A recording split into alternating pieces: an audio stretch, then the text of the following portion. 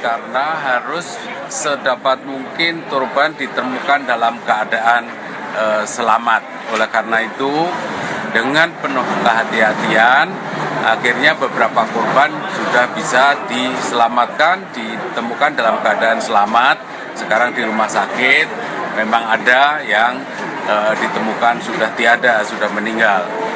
Nah, ini tadi barusan kita dipimpin oleh Pak Kepala BNPB berdialog lagi, karena setiap hari terus dilakukan komunikasi dengan keluarga para santri. Apakah sudah saatnya untuk dilakukan evakuasi dengan menggunakan bantuan alat-alat berat. Sebagaimana tadi dijelaskan oleh Basarnas bahwa memang dengan bantuan peralatan yang maksimal yang kita miliki, baik itu peralatannya Basarnas, BNPB maupun bantuan dari berbagai pihak, tidak lagi ada tanda-tanda ditemukan kehidupan. Itu sudah dijelaskan kepada keluarga, dan oleh karena itu keluarga juga setuju untuk penggunaan alat berat. Toh penggunaan alat berat pun akan digunakan dengan sangat-sangat hati-hati. Jadi mohon doanya ya, semoga para korban masih ditemukan selamat. Kita terus berdoa untuk itu. Semoga juga keluarga korban diberi ketabahan, kesabaran, keikhlasan menghadapi musibah yang sangat memprihatinkan ini. Jadi saya kira itu pengantar dari saya. Saya persilahkan kepada Pak Kepala BNPB untuk menjelaskan lebih lanjut. Silakan, Pak. Terima kasih Bapak Menko, rekan-rekan media sekalian. Sebagaimana kemarin kita sudah bertemu ya, kemarin sudah kita sampaikan langkah-langkah. Alhamdulillah langkah-langkah yang kita rencanakan kemarin semuanya sesuai dengan rencana. Yang pertama, selesai kita memberikan keterangan kepada rekan-rekan media, kita berdialog kepada ahli waris atau keluarga yang terdampak. Akhirnya kemarin keluarga yang terdampak, mereka menyetujui untuk sehari kemarin atau sehari semalam kemarin dilakukan pencarian fokus oleh tim gabungan yang dipimpin oleh Basarnas ya. Alhamdulillah kemarin kan kita ada 15 titik katanya. Masih ingat kan 15 titik? 8 itu hitam, 7 itu merah. Ternyata perkembangannya yang 7 merah itu berhasil diselamatkan 5. Sehingga yang 2 tadinya merah berarti jadi hitam ya. Per hari ini yang sudah terdata korbannya 108 korban. Itu terdiri dari 103 yang kondisi selamat ya, semuanya dirawat di rumah sakit, rinciannya ada. 5 meninggal dunia. Nah, 5 juga saya yakin rekan-rekan media sekalian sudah tahu nama-namanya. Nah, sekarang yang masih hilang, yang ada datanya, yang ada fotonya, itu sementara terdata 59 orang. Di mana itu? Nah, kita tidak tahu. Karena dengan alat-alat yang canggih oleh Basarnas, itu dari 15 titik itu tadi kan ada 8 tambah 2 begitu. Tadi kita sudah berdialog sama keluarga. Kita sampaikan pada keluarga bahwa mudah-mudahan 59 itu tidak ada di situ. Tidak ada di reruntuhan. Kenapa saya bisa katakan demikian? Karena ada kasus kan, rekan-rekan media tahu, ada salah satu orang tua yang kehilangan anaknya, sudah nangis-nangis, sudah sedih, menganggap anaknya ada di situ, ternyata ada di tempat lain, dalam keadaan selamat. Nah, kita sampaikan mudah-mudahan, saya pribadi berdoa mudah-mudahan itu tidak 59, itu hanya yang dinyatakan hitam oleh Basarnas. Kita mudah-mudahan berdoa. Nah, langkah selanjutnya, karena dari mulai tadi malam setelah penemuan yang terakhir dalam kondisi selamat, itu kami rapat koordinasi tim gabungan menyatakan bahwa dengan menggunakan alat-alat yang canggih, ada yang menggunakan drone thermal ya, atau secara teknis nanti Pak Presiden menjelaskan, itu secara ilmu pengetahuan itu tidak lagi ditemukan tanda-tanda kehidupan ya. Kami masih memberi waktu kepada tim gabungan dari mulai kemarin sore sampai tadi pagi. Bahkan tadi malam itu disterilkan, lokasi tidak boleh ada yang mendekat supaya hening, supaya sunyi. Di tengah kehenian kesunyian itu mudah-mudahan ada kedengaran dengan tanda-tanda, dengan alat-alat yang canggih itu tanda-tanda kehidupan. Tetapi ternyata sampai tadi pagi tidak ada. Akhirnya tim gabungan memutuskan untuk masuk tahap berikutnya. Tahap evakuasi pencarian dengan menggunakan alat-alat berat. Tentu saja resikonya ini tidak mempertimbangkan lagi apabila ada yang masih selamat gitu. Tapi ini tetap hati-hati. Tidak menggunakan alat-alat berat yang langsung mengakibatkan itu bersih tetapi tidak aman. Jadi satu-satu ya, dan ahlinya sudah didatangkan. Ada 212 orang yang sekarang bekerja di situ, gabungan ya, ada dari TNI, Polri, dari ITS, dari teknik sipil, orang-orang yang punya pengalaman dalam melaksanakan evakuasi terhadap gudang yang runtuh yang di situ ada korban ya. Tentu saja kalau nggak ada korban gampang itu evakuasinya. Sebelumnya kami sudah berdiskusi dengan masyarakat yang terdampak. Ada beberapa yang langsung sedih, tapi tidak ada satu keluarga pun yang meminta kami melanjutkan pencarian terhadap korban yang hidup.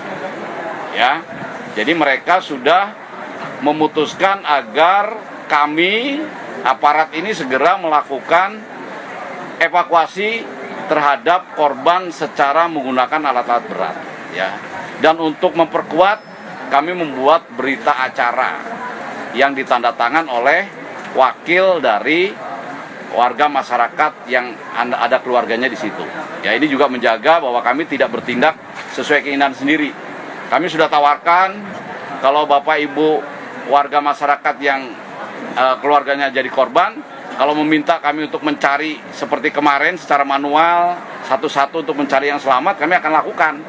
Tapi dari suara bulat mereka menyatakan sudah cukup Pak, sudah cukup karena sudah 3 hari. Sekarang tolong itu segera dievakuasi menggunakan alat-alat berat. Dan apabila ada jenazah ditemukan segera dilakukan pengurusan sebagaimana mestinya sesuai agama dan kepercayaannya masing-masing. Nah, sehingga rekan-rekan media sekalian, sekarang itu tahap yang kita lakukan. Sampai kapan? Sampai bersih, sampai semua korban itu ditemukan. Dan kita sudah punya datanya. Sekali lagi, apakah 59 atau tidak, kami belum tahu. Ya, sekali lagi kami mudah-mudahan tidak sebanyak itu. Mungkin nanti rekan-rekan media menulis pun seperti itu. Jangan belum sudah disampaikan bahwa yang korban 59 orang. Ya, kita punya Tuhan, kita pasti percaya keajaiban. Mudah-mudahan tidak seperti itu. Mungkin itu ya yang ingin saya tambahkan dalam kesempatan ini. Dan kami kembalikan kepada Bapak Menko, barangkali dibuka pertanyaan dari rekan-rekan media, mungkin kami siap menjawab. Mungkin itu Bapak Menko. Dari Basarnas, ada Terima kasih. Baik, terima kasih. Saya sampaikan justifikasi dulu. Ya. Baik, terima kasih. Assalamualaikum warahmatullahi wabarakatuh. Mohon izin Pak Menko, Pak Kepala Badan, Pak Deputi. Jadi justifikasi kenapa metode search phase atau fase penyelamatan ini kita alihkan ke fase pengambilan reruntuhan adalah pertama seperti tadi disampaikan oleh Kamadan, sudah 3 kali kami melakukan reassessment. Reassessment yang pertama kami lakukan di pukul 23.30 sebelum kami karena kami berharap semua itu harus clear, tidak boleh ada satu orang pun yang di luar dari petugas yang melakukan scanning. Karena alat ini daya tangkapnya bisa sampai 50 meter radiusnya dari alat. Jadi kalau ada orang beraktivitas di situ akan tertangkap di dalam detektor, dan ini akan membuat kita multitafsir menganggap bahwa ada yang hidup, padahal itu orang lain yang ada di sekitar. Sehingga kami minta itu clear semua. Kemudian fase yang pertama nihil. Kita menggunakan 2 pendekatan. Yang pertama adalah pendekatan secara manual, yaitu pendekatan dengan pemanggilan atau hailing method. Kita panggil, kita cari keliling. Kemudian setelah itu ini tim mundur, kita ganti dengan alat search cam.